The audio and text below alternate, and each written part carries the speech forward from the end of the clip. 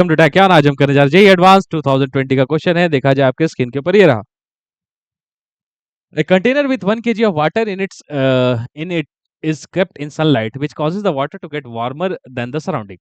The average energy per unit time per unit area received due to the sunlight is 700 watt per meter square, and it is absorbed by the water over an effective area of 0.05 meter square. Assuming that the heat loss from the water to the surrounding is governed by the Newton's law of cooling, the difference in degree centigrade in the temperature of water and the surrounding after a long time will be. ठीक है ना। Question देखो दिया हुआ है, Newton's law of cooling का constant दिया हुआ है, हीट कैपेसिटी दी है वाटर की। देखो हो क्या रहा है इसमें, लेट्स ट्राई टू अंडरस्टैंड क्या है। न्यूटन्स लॉ ऑफ कूलिंग अगर वैलिड है तो इसका मतलब ये होता है कि the temperature, Newton's law of cooling valid तभी होती है जब बॉडी की टेम्परेचर जो हीट लॉस कर रही है और जो सराउंडिंग की टेम्परेचर वो आसपास हो। जैसे मान लो इसमें लिक्विड भरा हुआ है, कितना लिक्विड है, 1 kg का लिक्विड है, तो इसका टेम्परेचर अगर हम लोग सपोज टी मान लेते हैं, टी मान लो सराउंडिंग का टेम्परेचर टी है, तो इसका temperature T plus delta T मान लेते हैं, वे delta T is very small with respect to T, है ना। The change in the temperature, ये किसका टेम्परेचर है बेटा, ये बॉडी की टेम्परेचर है, और ये किसका टेम्परेचर है, सराउंडिंग की टेम्परेचर है। और बोलता है कि Newton's law of cooling is valid, so delta T must be very very less than delta T. अच्छा, अब ध्यान से देखो तो उसने कितने पूछा है, after long time what will the change in temperature of the body and the surrounding, मतलब डेल्टा टी ही पूछा है। तो देखो कैसे करते हैं। देखो हम जानते हैं स्टीफान्स लॉ से क्या होता है, D Q by D T is sigma e a body temperature the power 4 minus surrounding the temperature power 4। तो क्या आ जाएगा, सिग्मा ई ए बॉडी की टेम्परेचर कितनी है, T plus delta T the power 4 minus T the power 4। ठीक, तो क्या दिखेगा मुझे, सिग्मा ई ए, इसमें से क्या करो, टी दी पावर 4 कॉमन ले लो, तो क्या दिखेगा, 1 plus delta t by t the power 4 minus 1। अगर आप देखें तो ये 1 plus x the power n का एक्सपेंशन है, where 1 plus x the power n is 1 plus n x if delta t, obviously हम जान रहे हैं कि डेल्टा टी ये छोटा है टी से, तो डेल्टा टी बाई टी छोटा होगा 1 से, तो वो expansion 1 plus x the power n लगा सकते हैं। 1 plus x the power n is 1 plus n x. तो अगर हम यहां लगाएंगे तो क्या दिखेगा मुझे, d Q by D t आता हुआ नजर आएगा, सिग्मा ई ए वहां रख दो, वो क्या लिखे, 1 sigma e a t the power 4, यहां आ जाएगा 1 plus 4 delta t by T minus 1, ये 1 कट जाएगा, तो क्या आएगा, देखो यहाँ पे आने वाला है, ये आएगा sigma e a t the power 4 delta t, और यहाँ एक 4 और डिवाइडेड बाई कितना, टी, तो ये टी और ये कितना हो जाएगा, टी क्यूब कट जाएगा, तो कितना आ जाएगा, ये आ जाएगा 4 sigma e a t cube delta T, है ना। तो ध्यान से देखो तो ये एक्सप्रेशन आ रही है D Q by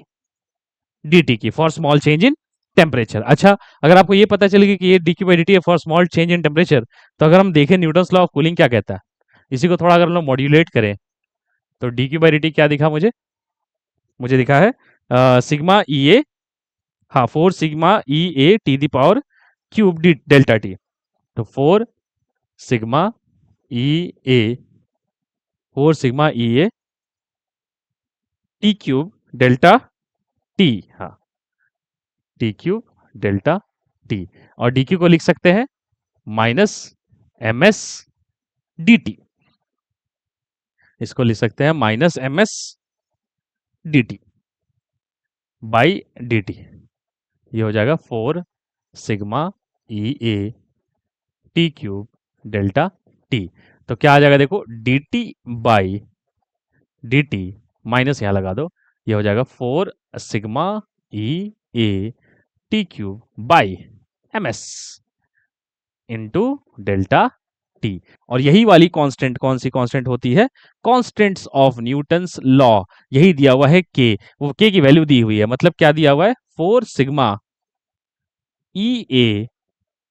T cube by m s की वैल्यू ये दी हुई है कितनी, 0.001। अच्छा, इसका मतलब क्या हुआ, 4 sigma e a t cube कितना हो जाएगा, 0.001 मास है 1 और स्पेसिफिक हीट है 4200, तो इसको मल्टीप्लाई करेंगे तो कितना आएगा 4.2, मतलब ये वाली वैल्यू है 4.2। अब हमारे पास भी आया हुआ है ऑलरेडी dq/dt, अगर आप ध्यान से देखा आज वापस वहीं पे 4 sigma e a t cube delta T, 4 sigma e a t cube और यहाँ पे डेल्टा टी, तो देखो तो कितना आ रहा है ये 4 sigma e a t cube की वैल्यू 4.2 डेल्टा टी। अच्छा, अब dq/dt, dq/dt is what, dq/dt is the power energy falling पर सेकंड, बट दिया हुआ है क्या है 700 इज द एनर्जी फॉलिंग पर सेकंड पर यूनिट एरिया, तो कितने एरिया पे निकालना है 0.05, तो पावर रिसीव्ड कितना हो जाएगा 700 इंटू 0.05, ये है एनर्जी पर सेकंड, ठीक है ना। अब क्या होगा, ये हो जाएगा 35 is equal to 4.2 delta t, और डेल्टा टी कितना हो जाएगा 35/4.2, और इसको आप अगर डिवाइड करेंगे तो ये लगभग लगभग आता हुआ नजर आएगा 8.33 के आसपास, ठीक है ना, 8.33 के आसपास ये आएगा नजर हो, ठीक है ना। तो